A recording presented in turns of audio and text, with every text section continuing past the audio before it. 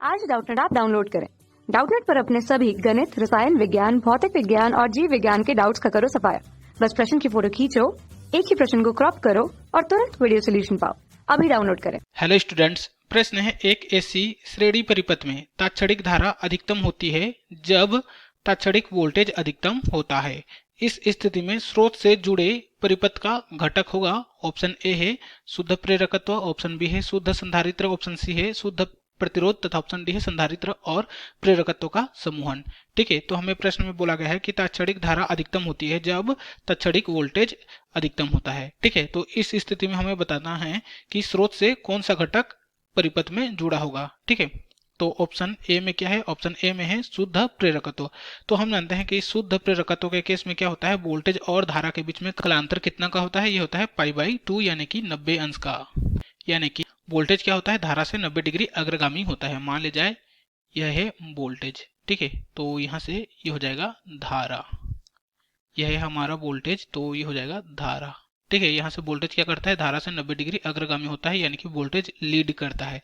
ठीक है, तो यहाँ से वोल्टेज का समीकरण क्या हो जाएगा, यहाँ से V इक्वल टू ये हो जाएगा V साइन ओमेगा टी। तो यहाँ से धारा का समीकरण क्या हो जाएगा, यहाँ से हो जाएगा I equal to I naught sine omega t minus कितना हो जाएगा, ये हो जाएगा π/2।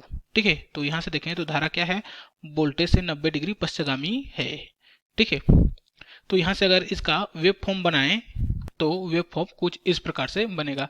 ठीक है, यहाँ से जो काले कलर का है यह क्या है, यह है हमारा वोल्टेज। ठीक है, क्या है, वोल्टेज। और यहाँ से जो डॉट डॉट लाल कलर से दिखाए गए हैं यह है हमारा करंट। ठीक है, तो यहाँ से देखें तो वोल्टेज क्या है, वोल्टेज धारा से 90 डिग्री अग्रगामी है। ठीक है, क्या है, 90 डिग्री अग्रगामी है, यानी कि वोल्टेज धारा से 90 डिग्री पहले क्या हुआ है, स्टार्ट हुआ है। ठीक है, और धारा यहाँ से स्टार्ट हुआ है कुछ इस प्रकार से। ठीक है, तो यहाँ से देखें तो जब हमारा वोल्टेज क्या है, अधिकतम है, यह क्या है, हमारा वोल्टेज का अधिकतम वैल्यू है। ठीक है, तो जब वोल्टेज अधिकतम है तब क्या है, धारा न्यूनतम है, यानी कि धारा शून्य पर है। उसी प्रकार यहाँ से जब धारा क्या है, यहाँ पर क्या होगा, हमारा धारा यहाँ पर होगा हमारा अधिकतम। ठीक है, यह क्या है, धारा अधिकतम है, तब हमारा जो वोल्टेज है क्या है, न्यूनतम है। ठीक है, तो यहाँ से हमारा ऑप्शन ए क्या हो जाएगा, गलत हो जाएगा, क्योंकि हमें बोला गया है कि तात्क्षणिक धारा अधिकतम होती है जब वोल्टेज क्या होता है, तात्क्षणिक वोल्टेज अधिकतम होता है। ठीक है, तो यहाँ से देखें तो यहाँ जब हमारा करंट क्या हो रहा है, अधिकतम हो रहा है, तो वोल्टेज क्या हो रहा है, न्यूनतम हो रहा है। तो इसलिए हमारा ऑप्शन ए क्या हो जाएगा, गलत हो जाएगा। अब देख लेते हैं ऑप्शन बी। ऑप्शन बी क्या है, शुद्ध संधारित्र। तो हम जानते हैं कि शुद्ध संधारित्र के केस में क्या होता है, शुद्ध संधारित्र के केस में वोल्टेज और धारा के बीच में कलांतर होता है, ये होता है -π/2 का। यानी कि हमारा करंट क्या करता है, धारा से लीड करता है, यानी कि धारा क्या होता है, अग्रगामी होता है। मान लीजिए यह है धारा, तो यहाँ से ये हो जाएगा वोल्टेज। ठीक है, यहाँ से धारा क्या करता है, लीड करता है वोल्टेज से, तो यहाँ से इनके बीच में कलांतर हो जाएगा 90 अंश का। ठीक है, तो इसके लिए हमारा समीकरण क्या हो जाएगा, वोल्टेज और धारा का समीकरण यहाँ से ये हो जाएगा, वोल्टेज का समीकरण यहाँ से हो जाएगा V नोट, ये हो जाएगा साइन ओमेगा टी। उसी प्रकार धारा का समीकरण हो जाएगा, यहाँ से ये हो जाएगा I naught sine omega T plus ये हो जाएगा π/2। ठीक है, यहाँ से धारा क्या कर रहा है, लीड कर रहा है, यानी कि धारा अग्रगामी है। तो यहाँ से अगर इस फॉर्म बनाएं तो हमारा जो वेव फॉर्म बनेगा वो कुछ इस प्रकार का बनेगा। ठीक है, तो यहाँ से जो लाल कलर से दिखाए हैं यह है वोल्टेज और यहाँ से यह है हमारा करंट। ठीक है, तो यहाँ से देखें तो जब हमारा वोल्टेज क्या है, अधिकतम है, यहाँ पर क्या होगा, हमारा वोल्टेज का मान अधिकतम होगा, तब करंट का मान क्या है, यह है हमारा करंट। ठीक है, तो करंट का मान क्या हो रहा है, न्यूनतम हो रहा है। उसी प्रकार जब यहाँ से करंट का मान क्या हो रहा है, अधिकतम हो रहा है। ठीक है, तो यहाँ से वोल्टेज का मान क्या हो रहा है, न्यूनतम हो रहा है।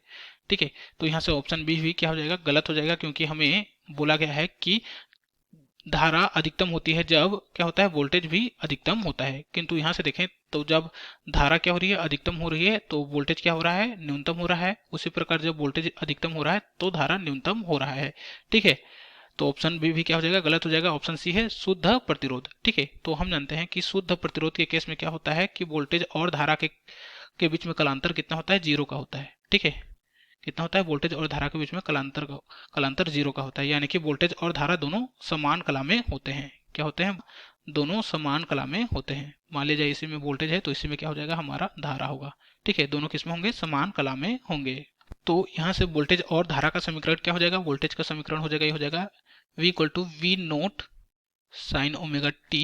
उसी प्रकार धारा का समीकरण क्या हो जाएगा, ये हो जाएगा I equal to I naught sine omega t. ठीक है, तो यहाँ से देखें तो वोल्टेज और धारा दोनों किस में है, समान कला में है। ठीक है, तो यहाँ से अगर इसका वेव फॉर्म ड्रॉ करें तो हमारा वेव फॉर्म कुछ इस प्रकार का बनेगा। ठीक है, तो यहाँ से देखें तो यह क्या है हमारा, यह है हमारा वोल्टेज। ठीक है, यह है हमारा वोल्टेज और यहाँ से यह है हमारा करंट। ठीक है, यह क्या है हमारा करंट है, यह है हमारा वोल्टेज। तो जब हमारा वोल्टेज का वैल्यू क्या हो रहा है, यहाँ से देखें अधिकतम है। ठीक है, तो करंट का वैल्यू भी कितना है, अधिकतम है। उसी प्रकार यहाँ से भी देखें तो जब क्या है वोल्टेज का वैल्यू, यह क्या है वोल्टेज है। ठीक है, तो ये वोल्टेज का वैल्यू जब अधिकतम है तो करंट का वैल्यू भी कितना है, अधिकतम है। ठीक है, तो यहाँ से ऑप्शन सी क्या हो जाएगा हमारा, सही हो जाएगा। ठीक है, शुद्ध प्रतिरोध के केस में क्या होता है, जब धारा अधिकतम होती है तब वोल्टेज भी क्या होता है, अधिकतम होता है। ठीक है, अब चेक कर लेते हैं ऑप्शन डी।